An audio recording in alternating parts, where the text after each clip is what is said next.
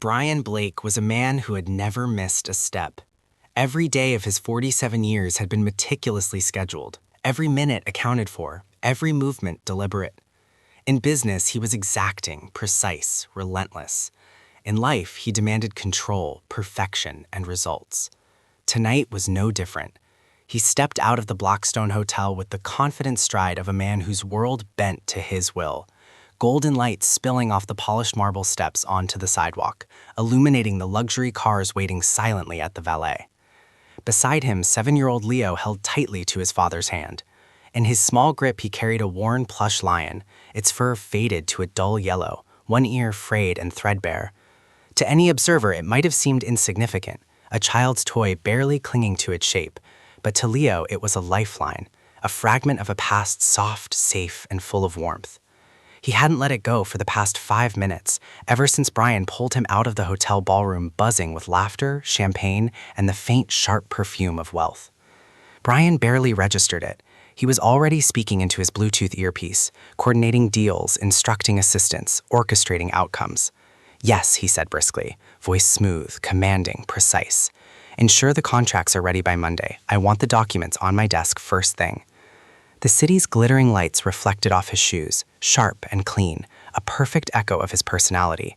Leo's gaze followed the crowd, fascinated but quietly distant, as if he existed in a different world entirely.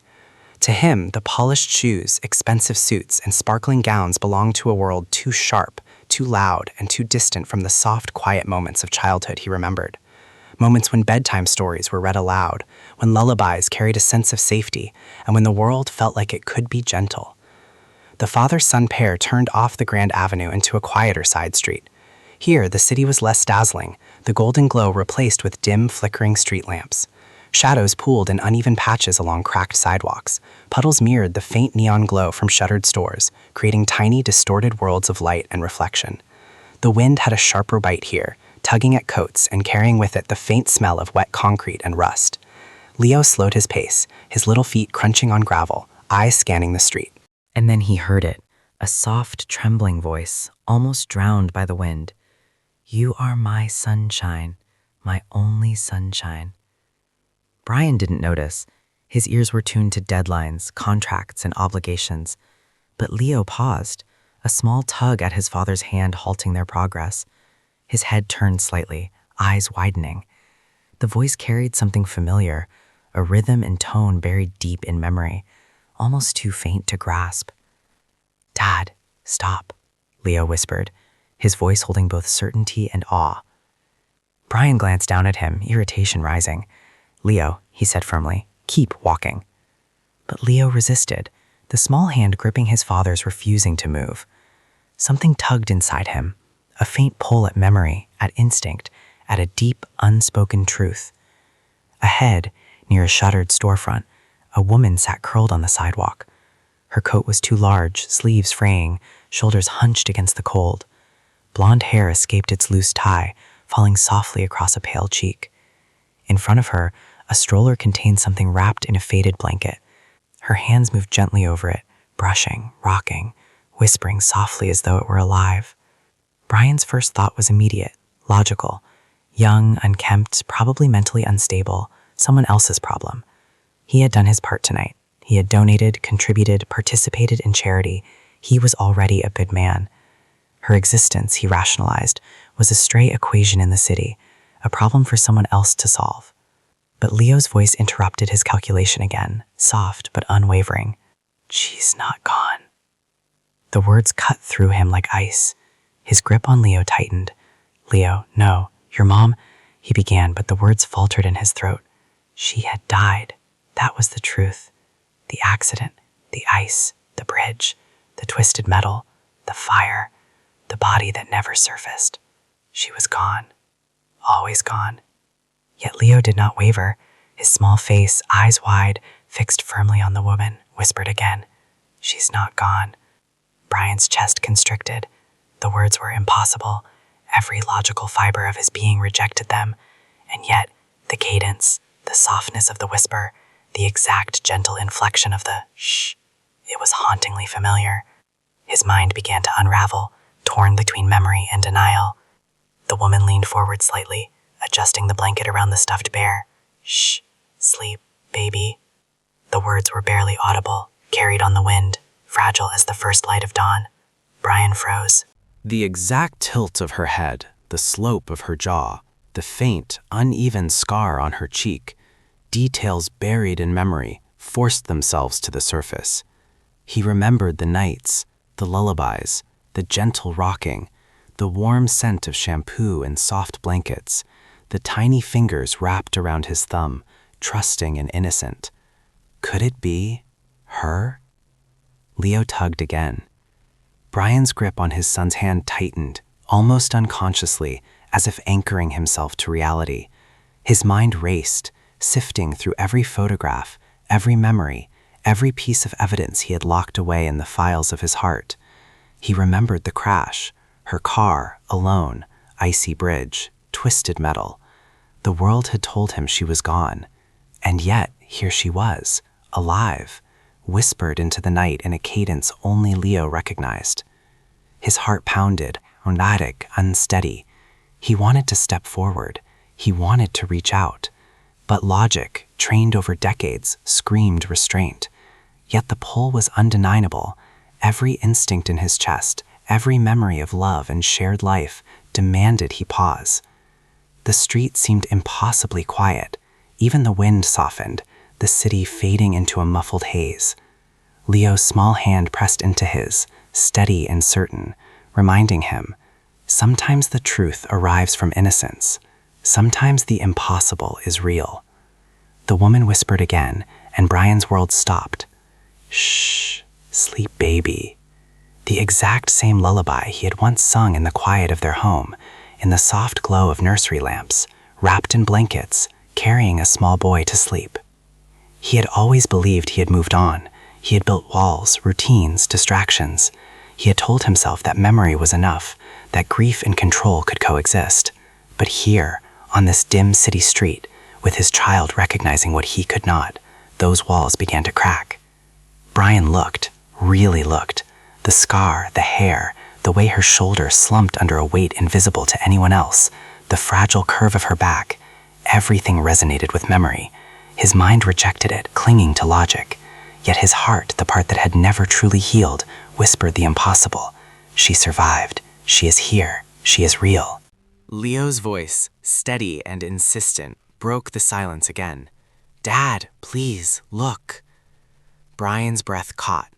Time slowed. The city, the lights, the cold wind, all faded into a blur. For the first time in 5 years, he felt unmoored. His perfect world, built on contracts, schedules, and control, faltered in the presence of truth and innocence. The woman continued rocking the small bear, murmuring words that carried memory itself.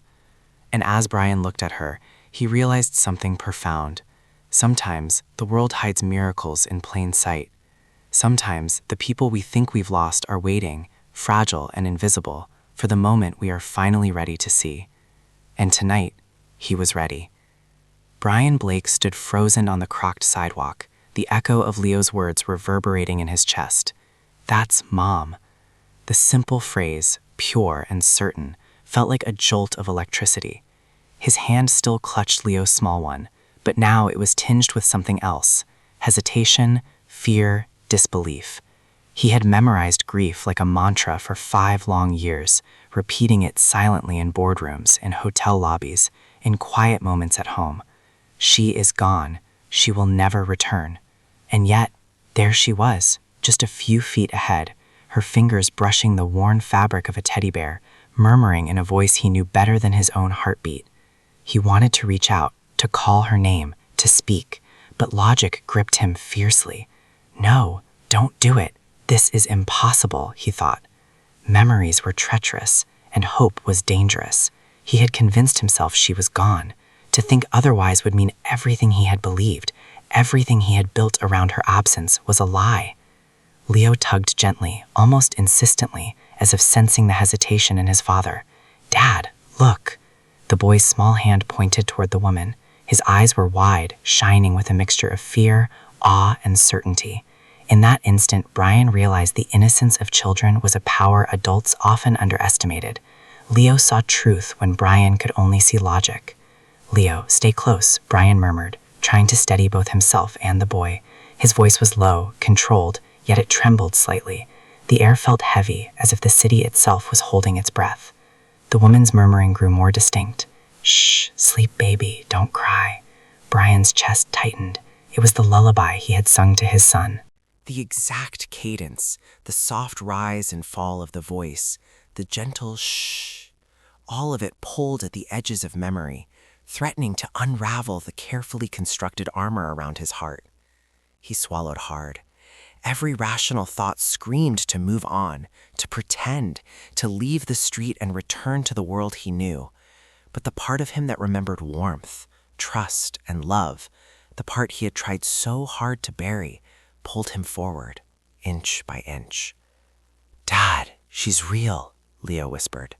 The conviction in his son's voice broke something inside Brian that 5 years of denial could not. Brian's mind flickered to images long suppressed. The crash, the ambulance, the fire, the twisted metal, and the news that had shaken him to his core. The body that wasn't recovered. The hole in his life that no amount of work, wealth, or distraction could fill. Donna had been gone, or so he believed, and now here she was, alive, fragile, whispering lullabies to a teddy bear instead of her child. A million thoughts collided inside him. Why is she here? Where has she been? How could no one have found her? And why? Why am I only seeing this now? He glanced down at Leo, whose eyes were fixed on the woman with unwavering trust. "Dad, it's Mom." The simplicity of this statement, the absolute certainty in a child's heart, shattered Brian's control. He forced a deep breath. "Leo, shh, we can't, don't, maybe she's," he faltered. Every explanation sounded feeble, hollow. Mental instability, mistaken identity, coincidence. None of them fit. The lullaby, the way she held the bear, the tilt of her head, the scar on her cheek. Every detail was precise. Every detail was proof. Proof that she had survived. Proof that the impossible was happening in front of him. Brian's heart pounded, and for the first time in years, fear mingled with hope. Fear of being wrong. Fear of facing memories he had carefully avoided. Fear of hope itself. Leo tugged again, insistently, holding on to his father's hand like an anchor. "Dad, can't you see?" The woman shifted slightly, adjusting the blanket over the teddy bear. The gesture was protective, maternal, instinctive, and Brian's chest constricted. She wasn't just surviving, she was nurturing, preserving, keeping something safe that mattered, even if it wasn't a child in her arms. Her every movement screamed memory and instinct. Brian swallowed, feeling the dryness in his throat.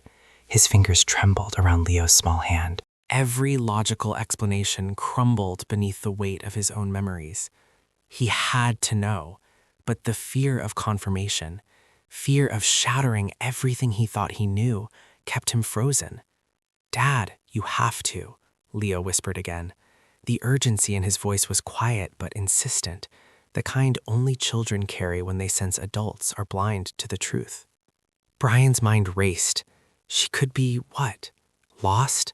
Living on the streets? Invisible to everyone? And yet, she's alive.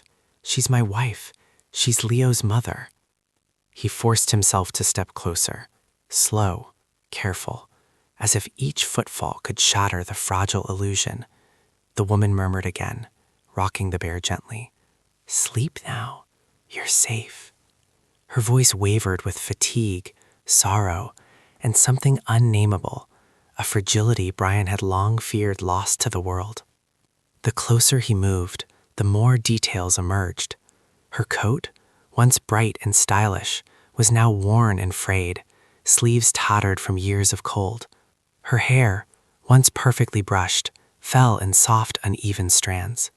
Her hands, delicate and pale, moved carefully over the teddy bear, as if it were the most precious thing in the universe. Brian's mind fought him. She's changed. She's not the woman I knew. She's broken. Maybe she's not safe. Maybe this is a hallucination, or someone who looks like her, Sounds like her. Maybe it's not her at all. Yet Leo's small hand tugged at his sleeve again, insistence wrapped in innocence. Dad, you're seeing her. Brian froze, caught between disbelief and hope. He wanted to speak, to call her name, to demand proof, but words felt inadequate. The weight of the years lost pressed on him, the distance they had lived apart, the grief he had buried so deep it had calcified into certainty. And yet, certainty had never felt so fragile. The woman leaned forward slightly, brushing the corner of the bear's fabric with her thumb. The gesture, small, quiet, intimate, struck him like a hammer. It was the way she used to smooth Leo's hair, the way she had sung him to sleep. Brian's breath hitched. He swallowed, eyes widening. Every instinct screamed that this was her. Every rational thought screamed that it couldn't be. For a moment, the world seemed suspended. The street, the city, the wind, they all faded into a muted haze. Only the three of them existed, the man, the boy, and the woman whispering to a teddy bear as if it were a child. Brian's heart hammered. He wanted to step closer. He wanted to reach out. He wanted to hold her, to ask questions, to collapse the years into seconds. But caution, learned over decades of control and discipline, held him back. Leo tugged again. Dad, please, that's Mom. And in that moment, Brian realized something undeniable. The innocence of a child, the certainty of the heart, often sees what the mind refuses to acknowledge.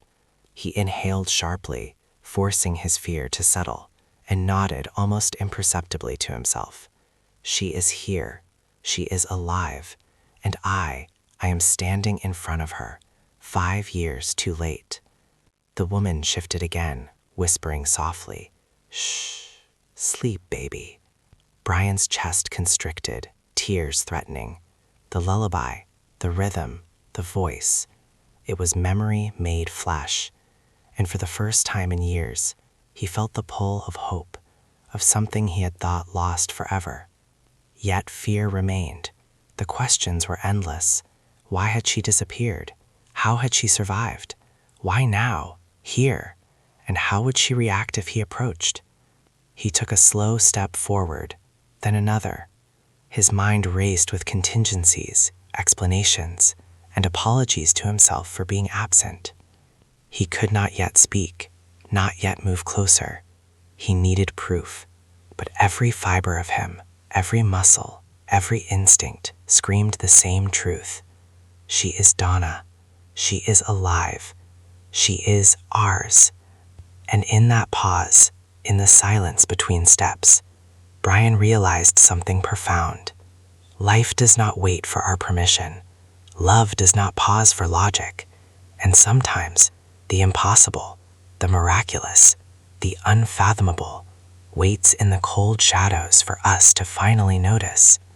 Leo looked up at him, small eyes gleaming, lips trembling with certainty. Brian swallowed, trying to steady the shaking in his chest. He wanted to call out, to run, to collapse into the truth. But instead, he simply nodded, and the world held its breath. Brian's steps were measured, almost ritualistic, as if each footfall could shatter the fragile world standing before him. The cold air bit at his face, but he barely noticed. His entire focus was on the woman huddled near the shuttered storefront, the faded teddy bear cradled in her arms. The city had become a blur of puddles and flickering neon, background noise to the monumental moment unfolding in front of him. Leo clutched his father's hand tightly, small fingers wrapped around Brian's like an anchor. "Mom?" he whispered, voice trembling with both fear and hope. Brian nodded subtly, though his heart raced uncontrollably. "I have to know. I must see for myself." The woman rocked the bear gently, whispering lullabies to it, unaware, or perhaps unwilling, to notice the man and child approaching. Her voice carried across the cold street, soft and fractured, but unmistakably familiar. Each syllable stabbed at Brian's heart, threading together past and present. "You are my sunshine, my only sunshine." Brian's mind raced. He had rehearsed countless scenarios during sleepless nights, pondering what he would do if she were alive.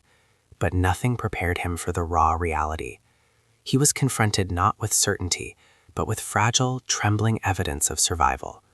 The woman was alive, yet invisible to everyone but Leo, the child who recognized what adults refused to see. He stopped a few feet away, crouching slightly to appear less threatening. His eyes searched for any hint of recognition in her posture, the tilt of her head, the curve of her shoulders.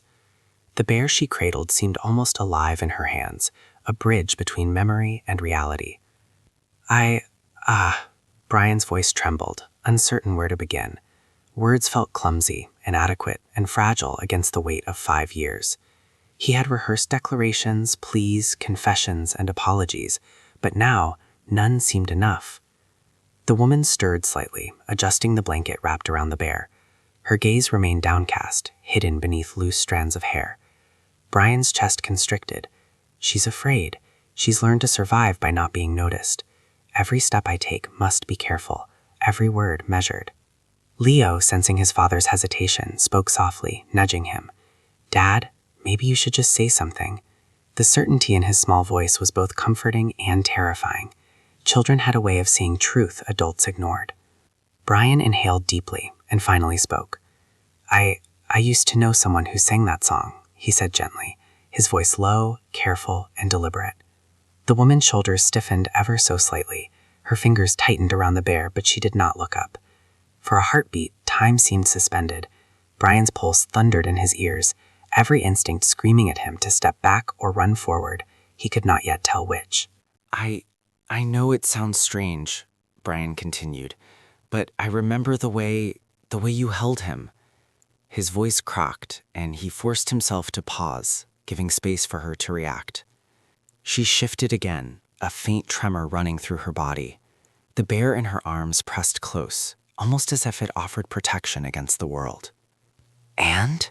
She whispered suddenly, voice barely audible, fragmented, distant. Brian's breath caught. Yes, it's him, Brian replied softly, forcing calm into every word, though inside, chaos raged. He's here. He's real. For a moment, she said nothing, only rocking the bear, her hands trembling slightly. The tension was unbearable. Brian wanted to reach out, to touch her shoulder, to bridge the gap, but fear restrained him. She was fragile, lost in a world that had abandoned her, and one wrong move could push her further into hiding. Brian glanced down at Leo, whose wide eyes shone with trust and expectation. The boy's faith in the truth of what he saw gave Brian courage. He took another careful step forward, voice quiet, reassuring. It's me, Brian. I'm here. The woman's fingers paused on the bear, hovering in midair. For the first time, her head lifted slightly. Pale strands of hair fell across her face, and her eyes, faintly unfocused, clouded with years of loss, met Brian's. Recognition flickered like a fragile candle in the dark. She began, her voice breaking, trailing off into a whisper. Brian nodded, understanding more than words could express. Memory was a fragile thing, and trauma had taken pieces of her away. It's okay. You don't have to remember it all at once. You just have to know Leo is safe. Leo stepped forward cautiously, holding the frayed teddy bear tightly. Mom, it's me, he whispered, voice soft but certain. The words bridged the gap between past and present, innocence and experience, hope and despair. The woman's eyes flickered to the small bear in Leo's arms. For a moment, her expression changed, confusion giving way to a spark of recognition. Her lips trembled as if forming words, but none came. She stared at the two bears, one in her lap, one in her son's arms, and something in her chest shifted. Brian watched every micro-expression, every flicker of emotion. This was not the Donna he remembered. This was someone who had survived unimaginable loss. Yet beneath the layers of trauma, fragments of her old self remained, flickering like distant stars.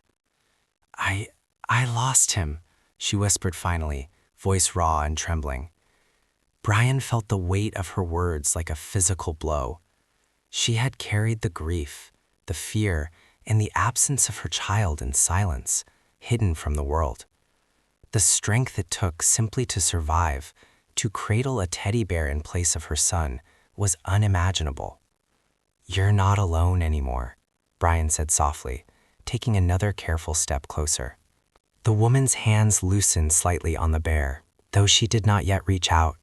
Her gaze remained fixed on the toys, her mind struggling to reconcile the impossible, that the boy she had once held, the small human who had been torn from her life, was standing mere feet away. Brian glanced at Leo, who nodded encouragingly. The boy's innocence, his unwavering certainty, had become the catalyst for bridging years of absence and pain. I'm afraid," she murmured, voice quivering, "afraid of being someone new." Brian shook his head gently, stepping forward with measured calm. "You don't have to be anyone but yourself. You've survived. You're here now." Tears welled in her eyes, and for the first time in years, her lips curved slightly into a tentative smile. It was not a complete recognition, not yet, but it was a crack in the wall she had built around herself. Leo stepped closer, placing his small hand on hers. "It's okay, Mom. I'm here." The gesture was simple, but its impact profound. In that small touch, the years of separation, loss, and fear began to dissolve. The warmth of love, persistent and unwavering, seeped through the cracks of memory and trauma. Brian watched, heart pounding, knowing that this was just the beginning. The path to full recognition, to rebuilding trust and family, would be long and delicate. But in this moment, the impossible had begun to bend toward reality. The woman finally lifted her gaze fully to meet Brian's, recognition flickering more clearly. You're him." "Yes," he whispered, relief and emotion choking his voice. "I'm here."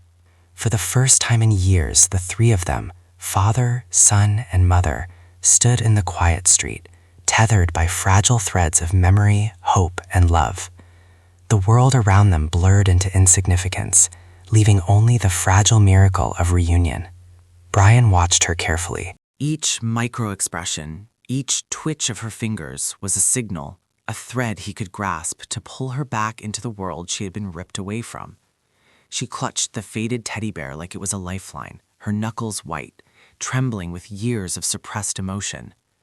The city street around them seemed frozen, the distant hum of traffic muted, as if the world itself held its breath, waiting to see if a family lost would finally find its way back.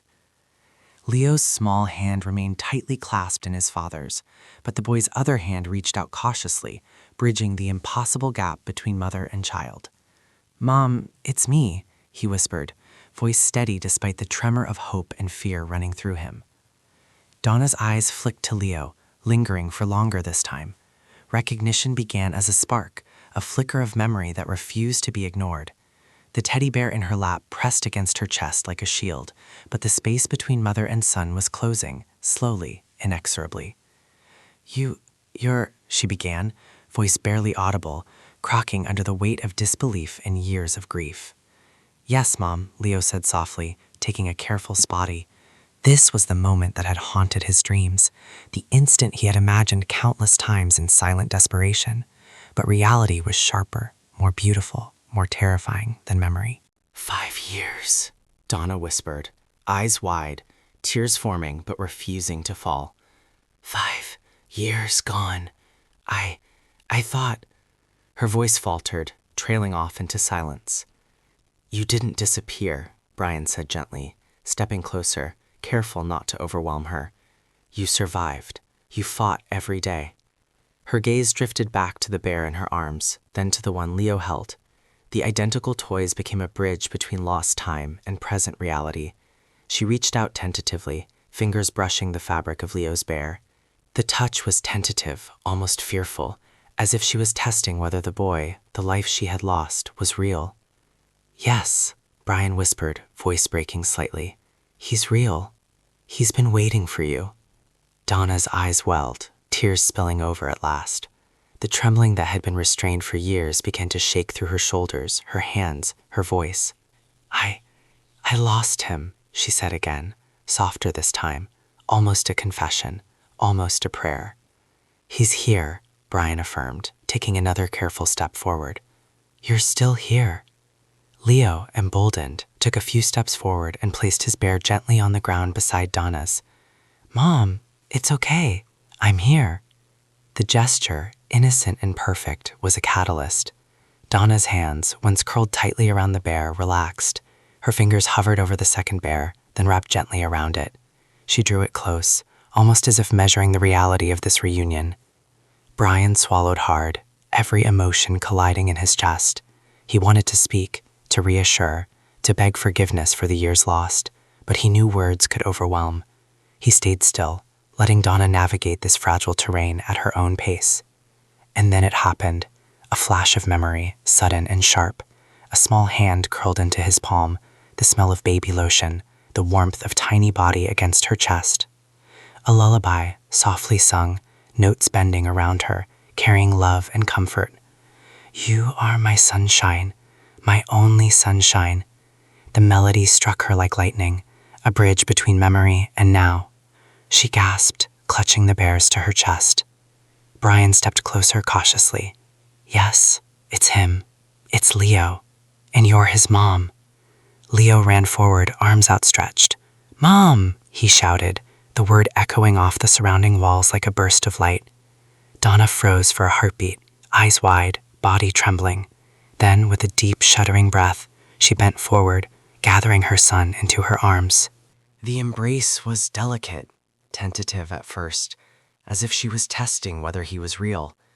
But the warmth, the weight, the life of him in her arms confirmed the truth. I'm here, she whispered into his hair, tears flowing freely now. I'm here, Leo. I never left you. The reunion was silent except for the soft gasps and trembles of relief. Brian watched, heart swelling, as mother and son clung to each other, bridging years of absence in a single, perfect moment. I've missed you, Leo whispered. Donna pulled back just slightly to look at him, brushing tears from his face. I know, my boy, I know, and I'm so sorry. Brian finally stepped forward, placing a hand gently on Donna's shoulder.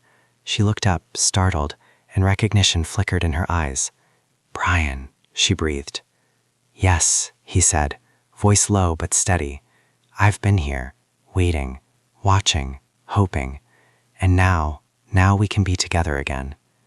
The weight of years, the fear, the trauma, the loss, it all collided in that street. Tears fell freely now, not just for pain endured, but for hope realized. The trio stood together, holding on to each other, and in that embrace, the city faded into insignificance. Leo pulled back slightly to look at both of them, a small smile breaking through the tears. We're together now, he said softly. Yes, Brian replied, voice choked but firm. We're together. Donna nodded, clutching both bears close to her chest, then wrapping her arms around Brian as well. I thought I was gone, she admitted, voice trembling, but I'm here. Brian's hands rested lightly on her shoulders, grounding her. Yes, you're here, and we'll help you remember every day, piece by piece. The sun dipped lower in the sky, casting long shadows across the street. Golden light washed over them, highlighting the tears, the smiles, the small fragile gestures that held the weight of years. It was not a perfect reunion, not yet, but it was real, alive, and pulsing with possibility. Donna whispered the lullaby again, softly, almost instinctively. You are my sunshine, my only sunshine. Leo's small voice joined in, shy and uncertain at first, then stronger, clearer. Brian added his own voice quietly beneath theirs, completing the chorus. The three of them sang together, their voices blending, imperfect but true, weaving a tapestry of healing, love, and reunion. The neighbors passing by paused, some recognizing the moment's intimacy, others unaware of the history being healed on that quiet street. The city carried on, but for this family, time had stopped, suspended in the perfect, fragile now. Brian knelt beside Donna and Leo, taking their hands into his. We've waited a long time, he said softly. But now Now we can start again. Together. Every day. Donna nodded, letting herself believe it, letting herself hope. Yes, together, she whispered. Leo looked up at them both, eyes wide and sparkling. Yes, Brian said firmly, smiling through his own tears. We'll be okay. We're together. The first morning after the reunion felt like a rebirth. Light filtered through the pale blue curtains of the modest apartment, casting soft patterns across the wooden floors. Donna lay awake for a long time, listening to the quiet rhythm of the city outside. Not sirens, not shouting, not the cold hum of anonymity, but the gentle life of streets awakening, birds chirping somewhere beyond the buildings, the faint smell of bread baking from a nearby bakery. Her hands rested on the two stuffed bears, the worn fabric grounding her to a reality that had, for so long, seemed impossible. One bear was slightly smaller, one ear button loose, the other more patched than she remembered. Yet they were perfect, small talismans of the life she had nearly lost and the life she had just regained. A soft knock on the door drew her attention. Brian stepped in, holding a tray with 2 cups of warm tea, the steam curling in the early sunlight. He didn't speak at first, only set the tray down gently on the small table, letting the scent of chamomile fill the room. Donna watched him quietly, a faint smile breaking across her lips. You didn't have to, she said softly, voice trembling but steady. I wanted to, Brian replied, voice low, careful. We're going to take this one step at a time, Donna. No rushing, no pressure. Donna nodded, wrapping her fingers around the cup. The warmth seeped into her hands, grounding her. She realized that life no longer felt like a relentless weight pressing down from every direction. For the first time in years, she could breathe without fear, without guilt, without the lingering shadow of loss. Leo's small feet padded down the stairs from the bedroom, holding his bear tightly against his chest. He looked up at Donna with wide eyes, the kind of unguarded wonder only children can carry. He asked softly. Yes, my boy, Donna replied, lifting him gently into her arms. The embrace was slow, lingering, deliberate, each second a reclamation of love and trust. Brian watched them, heart swelling. The city outside could keep its chaos.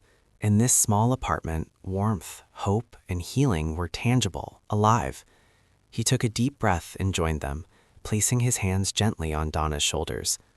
We're gonna be okay, he said, almost as much to himself as to them. The following days settled into a gentle rhythm. Brian arranged for Donna to have access to a therapist named Mara, a kind and patient woman who specialized in trauma and memory recovery. Donna approached the sessions with caution at first, her fear of confronting lost time almost paralyzing. But Mara's gentle guidance, her soft words, and patient listening helped Donna navigate memories that had long been buried.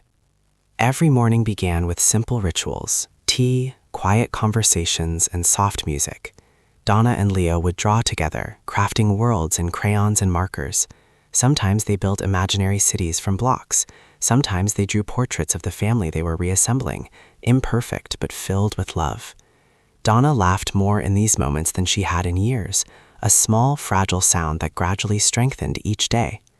Brian took a step back from the busy life he once clung to so tightly. Boardroom meetings, endless phone calls, and contracts no longer held the same allure. The sound of his son's laughter, the slow, careful rebuilding of his wife's confidence, the shared quiet moments of domestic life became more valuable than any business deal. He discovered that love, patience, and presence were more meaningful than wealth alone. Donna's healing was gradual, like a river carving its way through stone. Some days she woke feeling strong, the memories flowing freely, laughter spilling out without thought.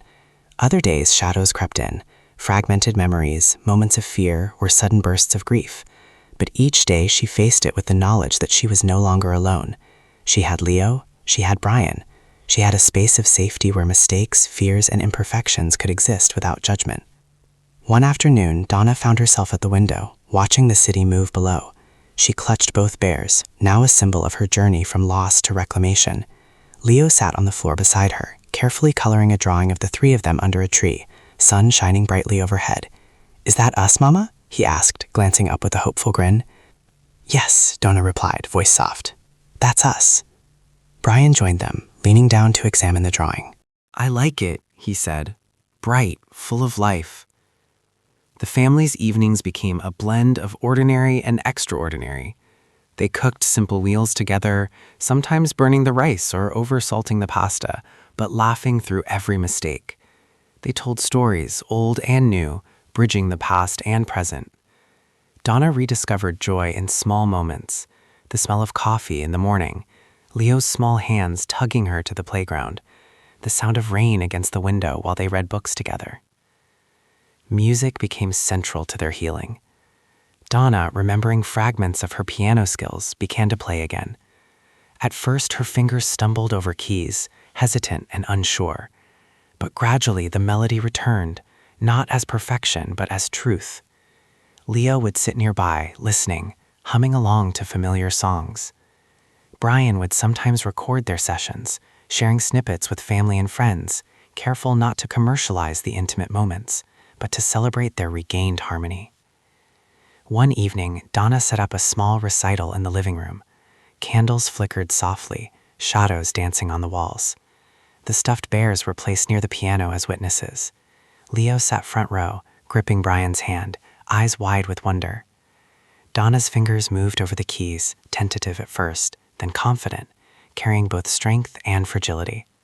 Her voice joined in softly, singing, "You are my sunshine, my only sunshine."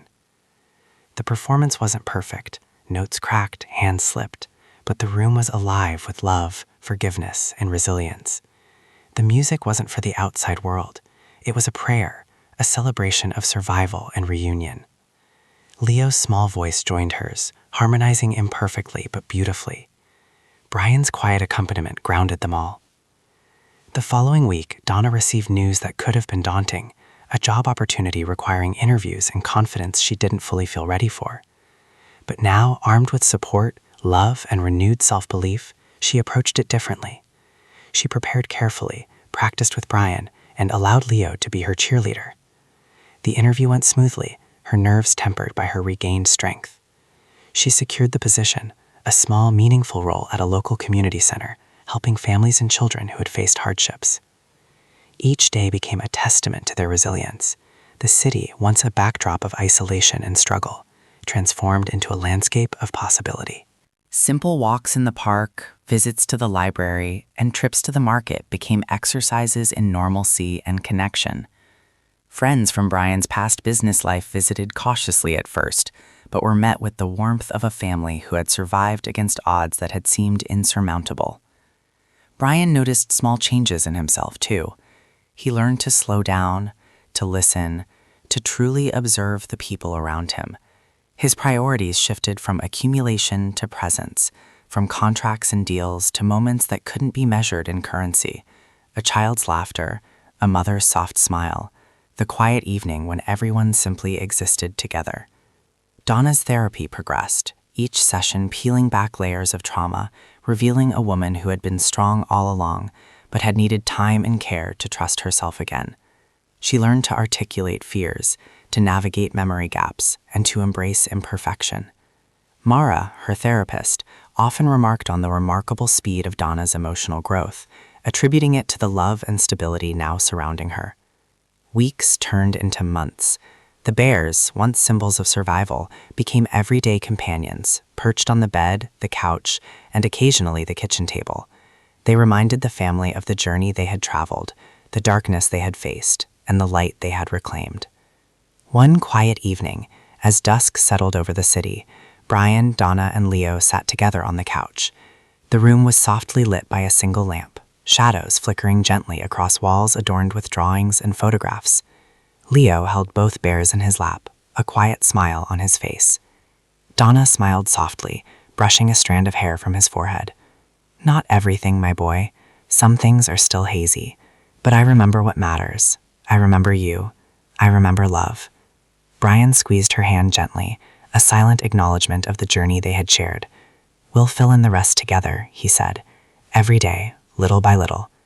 The three of them sat in silence, comfortable, connected, and whole. Outside, the city hummed, but inside the apartment, time was theirs. It was quiet, ordinary, extraordinary, and real. Months later, Donna returned to the city streets where she had once been lost. She walked slowly, eyes open, scanning familiar corners that had once felt like the edge of the world. She carried a small bag, a scarf, and her confidence. She passed the old shuttered storefront where the reunion had begun, pausing to touch the wall gently. Brian and Leo were beside her. Leo's small hand slipped into hers. Brian's arm rested across her shoulders. "It feels different now," Donna whispered. "Yes," Brian said, voice steady. "And it always will. We're together." Leo looked up at them both, grinning. Donna laughed softly, a pure sound of joy and release. "Of course, my boy." The sun sat behind them, painting the skyline in warm golds and pinks. The city lights began to twinkle, but they didn't need them. They had each other, and that was enough. Life can take unexpected turns. Loss can feel permanent, but love, patience, and presence can heal even the deepest wounds. Some people aren't gone. They're simply waiting to be found. Every day is an opportunity to reclaim connection, rebuild trust, and choose love.